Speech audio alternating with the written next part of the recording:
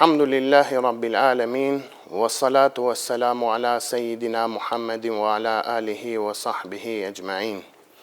Falemenderimi dhe lavdërimi I takon vetëm Allahut Gjelleshanuhu, krijuesit të gjithësisë, mëshiruesit, mëshirbërësit. Atë falemenderojmë dhe vetëm prej Tij falje dhe ndihmë kërkojmë. Ndërsa salavatet dhe selamet më të përzemërta ja dërgojmë pishtarit ndriçues të njerëzimit, Muhammedit alayhi salam, mbi familjen e tij të pastërt, mbi shokët e tij besnik dhe mbi të gjithë ata të cilët e ndoqën dhe ndjekin rrugën e tij deri në ditën e gjykimit. Të nderuar besimtarë, jemi në muajin e bekuar të Ramazanit, në muajin e paqes, në muajin e mëshirës, në muajin e bereqetit. Së pari më lejoni që të uauroj këtë muaj të bekuar të Ramazanit. Dhe lusim Allahun Gjelleshanuhu që mëkatet tona të na I ketë falë dhe adhurimet tona të na I pranon. Nuk ka dyshim se agjerimi në muajin e bekuar të Ramazanit sjell njërën nga ngjarjet më të rëndësishme, jo vetëm në anën islame, por edhe atë botërore. Muaji I bekuar I Ramazanit është një dhuratë e madhe nga ana e Allahut Gjelleshanuhu. Në këtë muaj zemrat zbuten, në këtë muaj hapen dyert e mëshirës, dhe secili prej nesh ka mundësi që të hap një faqe të re në jetën e tij. Ramazani nuk është vetëm ndalimi nga pija dhe ushqimi. Agjerimi I vërtet është kur na agjerojnë edhe sytë tanë, veshët tanë, duart tona dhe më e rëndësishmja edhe gjuha jonë. Allahu Gjelleshanuhu neve na ka falur shumë të mira, na ka dhënë shumë mirësi. E një ndër ato mirësi që na ka dhënë Allahu Gjelleshanuhu është edhe gjuha, që ajo të arrijë qëllimin e saj që ta krijë me sukses. E thot Allahu Gjelleshanuhu në Kur'anin famëlar, Bismillahirrahmanirrahim, Ja ayyuhalladhina amanu ittaqullaha wa qulu qawlan sadida. Sadaqallahu al-azim.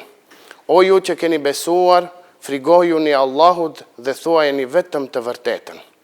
Pra Allahu Gjelleshanuhu nga ne garkon që ta themi vetëm të drejtën. Çfarë kuptimi do të kishte muaji I bekuar I Ramazanit, që ne të lëm ushqimin e mos të lëm fjalët e kota, për gojimin, gënjeshtrat apo debatet e dobta. Agjerimi neve na mëson vetë kontrollimin. Ne në muajin e bekuar të Ramazanit e lëm ushqimin dhe pijen vetëm për hir të Allahut Gjelleshanuhu. E më e rëndësishmja e kësaj është që të mundohemi që të lëm edhe fjalët e kota. Thot pejgamberi sallallahu alaihi wasallam, kush nuk I lën fjalët e pavërteta dhe veprimin sipas tyre, Allahu Gjelleshanuhu nuk ka nevojë që ai të lër ushqimin dhe pijet. Pra, me këtë fjalët e kota, fjalët e pavërteta, ka për qëllim çdo gjë që del nga goja jonë dhe që lëndon të tjerët apo vetveten. E me fjalën thuajeni vetëm të vërtetën, ka për qëllim që ne të themi të drejtën, të vërtetën, të dobishmen. Në qoftë se I marrim të gjitha hadithet e pejgamberit sallallahu alaihi wasallam mbi gjuhën, do të shohim rëndësinë e saj, por edhe rrezikun që mund të na vijë prej saj nëse nuk e frenojmë atë.